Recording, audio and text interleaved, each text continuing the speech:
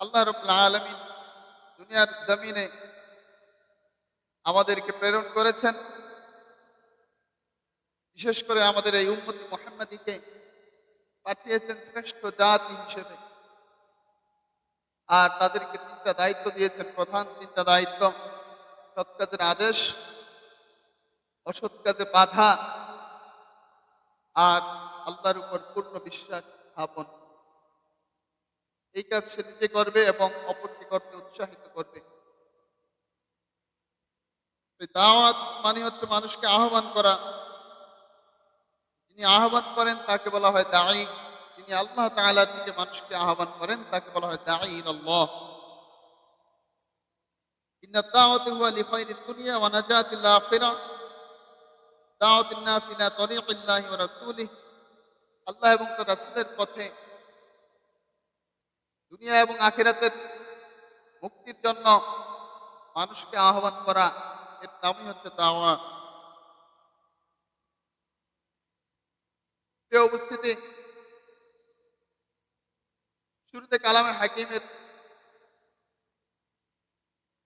সূরা নাহলের 125 নং আয়াত তেলাওয়াত করেছিলাম। আল্লাহ তাআলা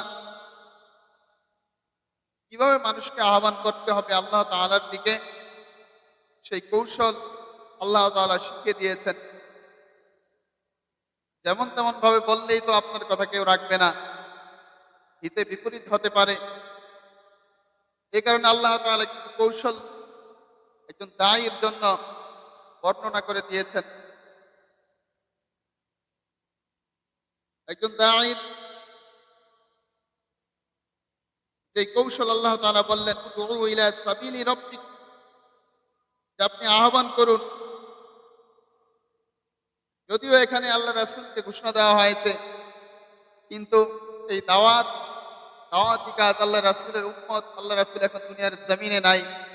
আল্লাহ রাসূলের উম্মত হিসেবে আমাদের উপর সেই দায়িত্ব এসে পড়িয়েছে, সেই দায়িত্ব আমাদের উপর অর্পণ হয়েছে। কাজে সেই দায়িত্ব আমাদের এখন পূরণ করতে হবে। আল্লাহ তাআলা বললেন, উদউ ইলা সাবিলি রাব্বিকা বিল হিকমাতি ওয়াল মাউইযাতিল হাসানাহ। আপনি মানুষকে আহ্বান করেন আল্লাহ তাআলার দিকে বিল হিকমাতি, প্রজ্ঞার সাথে, ওয়াল মাউইযাতিল হাসানাতি, সুন্দর সুন্দর উপদেশের মাধ্যমে। প্রজ্ঞা এবং সুন্দর উপদেশ, আপনার জ্ঞান বিচক্ষণতা দিয়ে এমনভাবে মানুষকে দাওয়াতের আহ্বান করেন, এমনভাবে বুঝান যাতে সে আপনার কথাটা রাখে। আপনি একজনকে সালাতের দিকে ডেকেছেন, নামাজের দিকে ডেকেছেন, কিন্তু সেই ভাষাটা যদি কর্কশ হয়, গালির সুরে হয়, তাহলে এটা হিতে বিপরীত হতে পারে, সে আপনার কথা রাখবে না। কিন্তু একই কথা আপনি যদি কোমল সুরে, সুন্দর ভাষায়, আপনার মস্তিষ্ক খাটিয়ে আপনি যদি ব্যবহার করেন, সেই কথা সে রাখবে।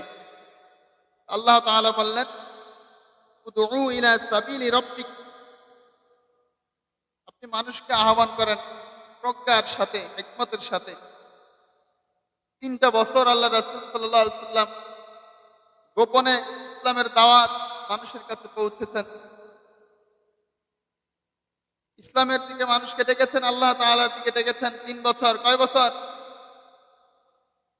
আল্লাহ তাআলা এরপর কৌশল, আস্তে আস্তে বিভিন্ন কৌশল শিখালেন দাওয়াতের। আল্লাহ রাসূলের কথা যাতে মানুষ বেশি বেশি রাখে। একের পর এক কাফেররা মুসলমান হতে লাগলো। আল্লাহ তাআলা বললেন, উদউ ইলা সাবিলি রাব্বিকা বিল হিকমাতি ওয়াল মাউইযাতিল হাসানাহ, যে আপনি আহ্বান করুন মানুষকে আল্লাহ তাআলার দিকে প্রজ্ঞার সাথে, ওয়াল মাউইযাতিল হাসানাতি, সুন্দর সুন্দর উপদেশের মাধ্যমে। এবং সেই দাওয়াত দিতে গিয়ে যদি তার সাথে আপনার কোনো কথা কাটাকাটি হয়, কথা কাটাকাটি হতে পারে না, আপনার সাথে ভুল বুঝাবুঝি হতে পারে না, ভুল বুঝাবুঝি হতে পারে, সে ক্ষিপ্ত হয়ে যেতে পারে, আল্লাহ তাআলা সেই সমাধানও দিলেন, ওয়াজাদিলহুম বিল্লাতী হিয়া আহসান। কোনো ঝগড়া করে নয়, বিবাদ করে নয়, তার সাথে সুন্দর কথার মাধ্যমে, সুন্দর যুক্তি দেওয়ার মাধ্যমে, সঠিক যুক্তির মাধ্যমে তার সাথে বিতর্ক করো। সেই বিতর্কের মধ্যে কোনো গালি থাকবে না, কোনো উচ্চ আওয়াজ রাগান্বিত স্বর থাকবে না। কোমল স্বরে সুন্দরভাবে তাকে বুঝাও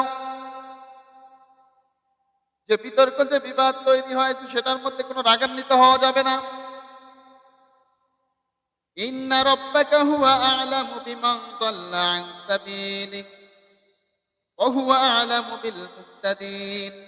আল্লাহ তাআলা বললেন, যে দাওয়াত দিতেছে, যার কাছে দাওয়াত দিতেছে, এই দুই ব্যক্তির মধ্যে কে সঠিক পথে আছে, কে হেদায়েতের পথে আছে, আল্লাহ তাআলা সেটা ভালোভাবে জানেন।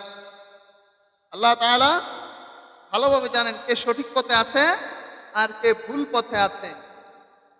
কাজেই মানুষকে আল্লাহ তাআলার দিকে আহ্বান করতে গিয়ে গালিগালাজ করা যাবে? কোনো কর্কশ ভাষা ব্যবহার করা যাবে? আল্লাহ তাআলা এমনি ভাবে আল্লাহ তাআলা সূরা ইমরানের 110 নং আয়াত আল্লাহ তাআলা উল্লেখ করলেন যে তোমাদেরকে উত্তম জাতি হিসেবে তৈরি করা হয়েছে, উম্মতদের মধ্যে শ্রেষ্ঠ বানানো হয়েছে। শ্রেষ্ঠ উম্মত যদি তোমরা হতে চাও, শ্রেষ্ঠ জাতি যদি তোমরা হতে চাও, তবে তোমাদের তিনটা কাজ করা লাগবে। কয়টা কাজ? তিনটা কাজ। কুনতুম খায়রা উম্মাতিন উখরিজাত লিন-নাস তা'মুরুনা বিল মা'রুফি ওয়া তানহাউনা 'আনিল মুনকার ওয়া তু'মিনুনা বিল্লাহ।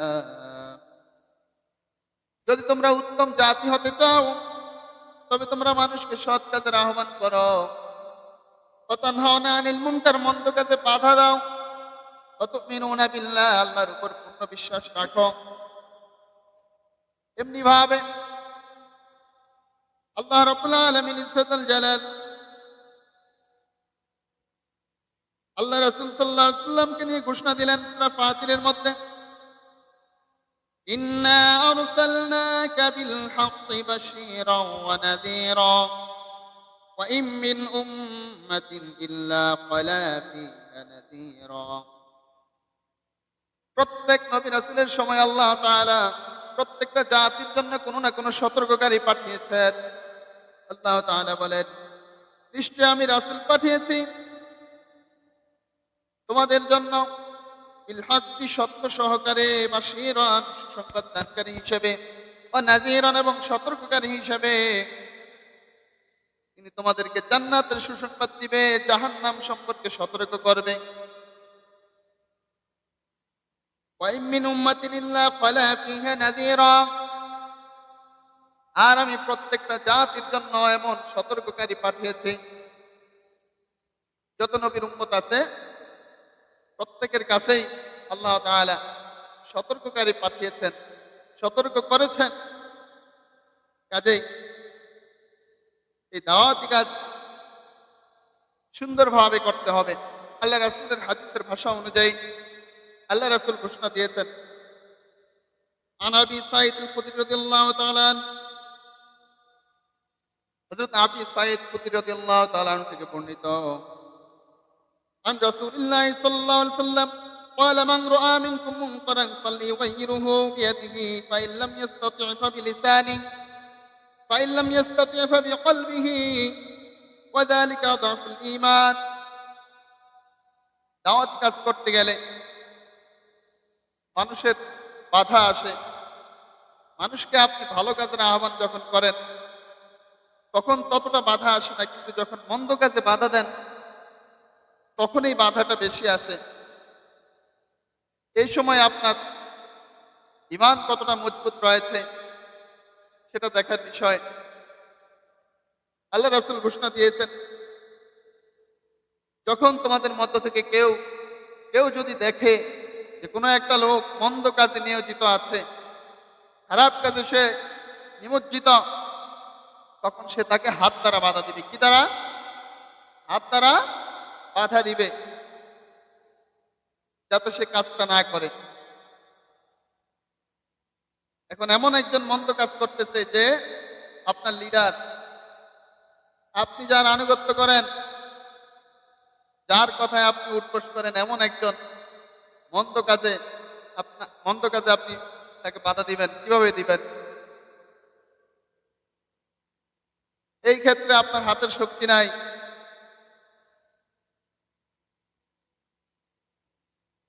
আল্লাহ রাসূল বললেন সে যেন তার জবান দ্বারা, ফাইল্লাম ইয়াস্তাতি ফাবিলিসানি, যদি এতে সামর্থ্য না হয় সে তার জবান দ্বারা সে প্রতিবাদ করবে। আপনার হাতের শক্তি নাই, পাওয়ারফুল লোক অন্যায় করছে, আপনি আপনার জবান খোলা আছে, জবান দিয়ে আপনি প্রতিবাদ করেন, প্রতিরোধ গড়ে তোলেন, যাতে এই অন্যায় কাজটা সমাজে না হয়। জনমত তৈরি করেন সবাইকে নিয়ে যে অন্যায় কাজের প্রতিবাদ করার জন্য। যদি এই শক্তিটাও না থাকে, যদি এমনই পঙ্গু হন, হাতের শক্তি নাই, জবানের শক্তি নাই, তাহলে দুর্বল ইমানের একটি পরিচয় আছে, তাকে অন্তর দ্বারা ঘৃণা করবেন। ফাইল্লাম ইয়াস্তাতি ফাবিকলবিহি ওয়াযালিকা আযাফুল ঈমান। আর এটা হচ্ছে ইমানের সবচেয়ে দুর্বলতম অবস্থান, যে তাকে অন্তর দ্বারা ঘৃণা করা। এটাও করে না আমাদের সমাজে, অন্তর দ্বারা ঘৃণা করে না, তার সাথে একই সাথে উঠা বসা, মুআমালাত, মুআশারাত, লেনদেন, চলাফেরা সবকিছু করছে। এমন পাপ কাজে নিমজ্জিত মানুষ।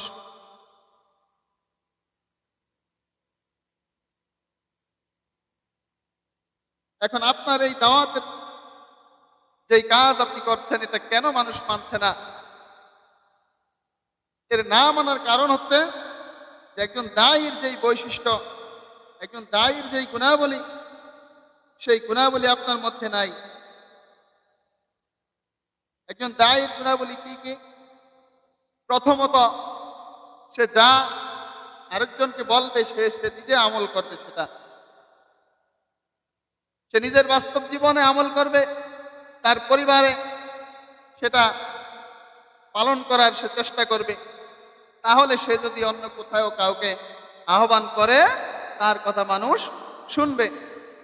আল্লাহ রাব্বুল আলামিন বলেন, কুল হাল ইয়াস্তাউল লাযীনা ইয়ালামুনা ওয়াল লাযীনা লা ইয়ালামুন।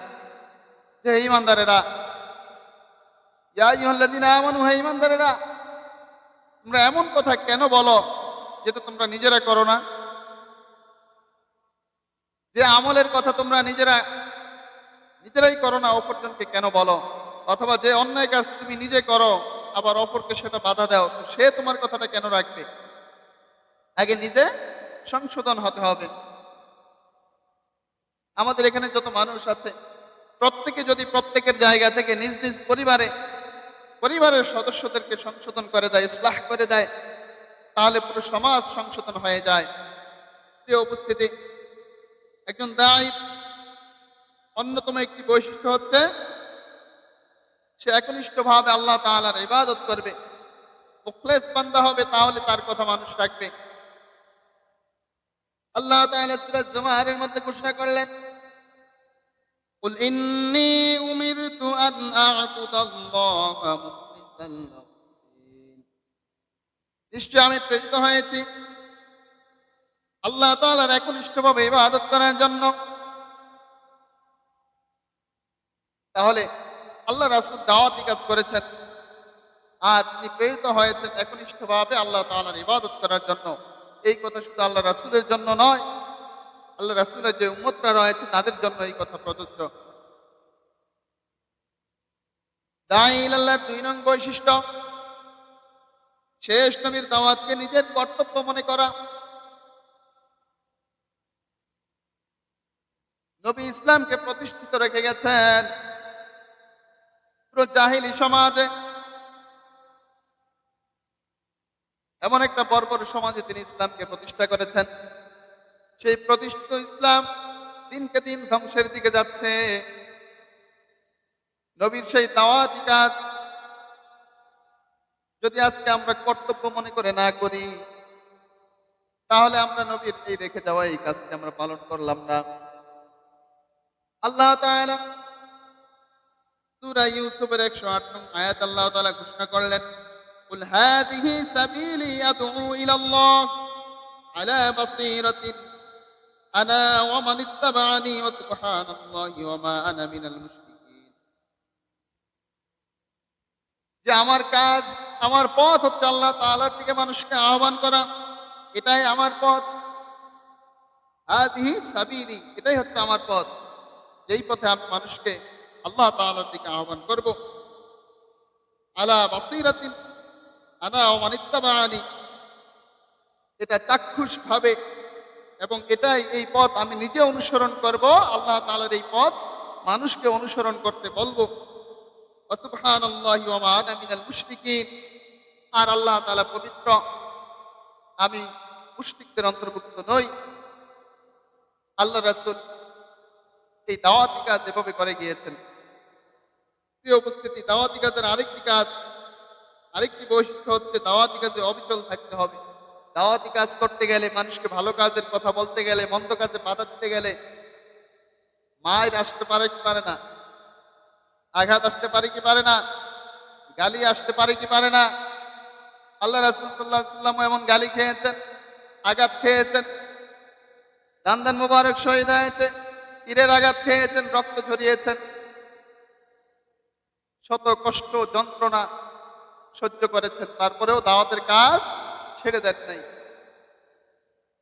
আল্লাহ তাআলা আল্লাহ রাসূলকে সান্ত্বনা দিয়ে বললেন, ওয়ালাকাদ কুযযিবাত রুসুলুম মিন ক্বাবলিকা ফাসাবারু আলা মা কুযযিবু ওয়া উযু হাত্তা আতাহুম নাসরুনা ওয়ালা মুবাদদিলা লিকালিমাতিল্লাহ।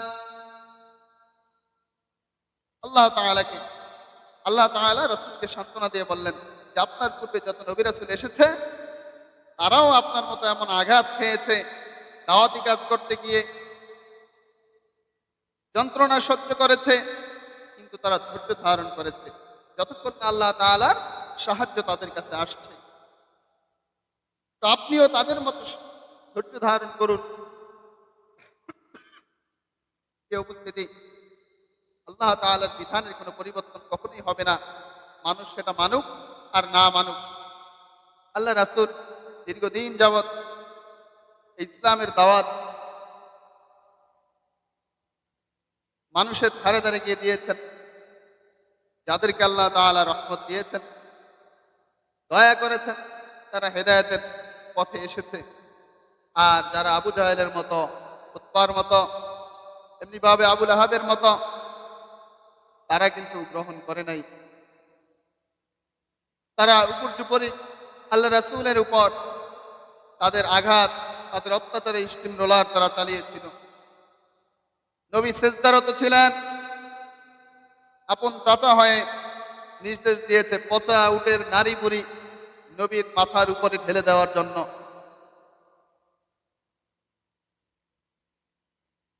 নবীর পিঠে এই উকবা নামক এক ভণ্ড কাফের, সে নবীর পিঠে এভাবে উটের পচা নাড়ি বুড়ি চাপিয়ে দিয়েছিল, এমনি ভাবে গলায় ফাঁস দিয়েছিল সেজদারত অবস্থায়। কত বিভৎস যন্ত্রণা! কাজেই সেই যন্ত্রণায় আমরা পড়ি নাই। তায়েফের ময়দানে গিয়ে তিনি কতটা কষ্ট সহ্য করেছেন। আঘাতে আঘাতে জর্জরিত করা হয়েছে তাকে, পাথরের আঘাতে ক্ষত বিক্ষত করা হয়েছে, রক্ত ঝরিয়েছেন, একবারও বদদুয়া দেন নাই, দাওয়াতি কাজ চালিয়ে গিয়েছেন। এসব কাজ তারা বুঝে করেছেন নাকি না বুঝে করেছেন? না বুঝেই করেছেন। আল্লাহ রাসূল চিন্তা করেছেন যে এরা ঈমান আনুক আর না আনুক, এদের পরবর্তী প্রজন্ম তারা হয়তো ঈমান আনবে। সেই বিশ্বাসে তিনি বদ্ধ করেন। আজকে তায়েফে কত মসজিদ। কাজেই এই দাওয়াতি কাজ ছেড়ে দেওয়া যাবে না। আল্লাহ তাআলার দিকে মানুষকে আহ্বান করতে হবে। দাওয়াতের আরেকটি কৌশল, আল্লাহ তাআলা মুসা আলাইহিস সালামকে যখন ফেরাউনের কাছে পাঠিয়েছিলেন, আমাদের সমাজের যারা নাফরমান, খারাপ কাজ করে, তারা এতটা নাফরমান হয়ে যায় নাই যে ফেরাউনের মতো হয়ে গিয়েছে। এমনটা কি হয়েছে? তাহলে আমরা কেন রেগে যাই? কেউ নামাজ না পড়লে, কেউ খারাপ কাজ করলে আমরা তাকে কেন ভালোভাবে বুঝাই না? কর্কশ ভাষা ব্যবহার না করে কোমল ভাষা কেন ব্যবহার করি না? আল্লাহ তাআলা মুসা আলাইহিস সালাম এবং হারুন আলাইহিস সালাম এই দুইজনকে আল্লাহ তাআলা প্রেরণ করলেন ফিরআউনের কাছে। আল্লাহ তাআলা বললেন, ইযহাবা ইলা ফিরআউনা ইন্নাহু তাগা, তোমরা দুইজন ফিরআউনের কাছে যাও, তারা সীমা লঙ্ঘন করেছে, নিশ্চয়ই ফিরআউন সীমা লঙ্ঘনকারী হয়ে গিয়েছে, তার কাছে যাও। ফাকুলা লাহু কাওলান লাইয়িনান লাআল্লাহু ইয়াতাযাক্কারু আও ইয়াখশা, এবং তাকে এমন কোমল সুরে কোমল ভাবে কথাবার্তার মাধ্যমে বুঝাও, কোমল নরম সুরে বুঝাও, নরম কথাবার্তার মাধ্যমে বুঝাও। কোনো গালি দিও না, কোনো কর্কশ ভাষা ব্যবহার করো না, কোমল ভাষায় তার সাথে ব্যবহার করো, কোমল আচরণ দিয়ে, ভালো ব্যবহার দিয়ে, ভালো কথার মাধ্যমে তাকে বুঝাও। হতে পারে সে ফিরে আসবে আল্লাহ তাআলার দিকে, অথবা আল্লাহ তাআলাকে ভয় করবে।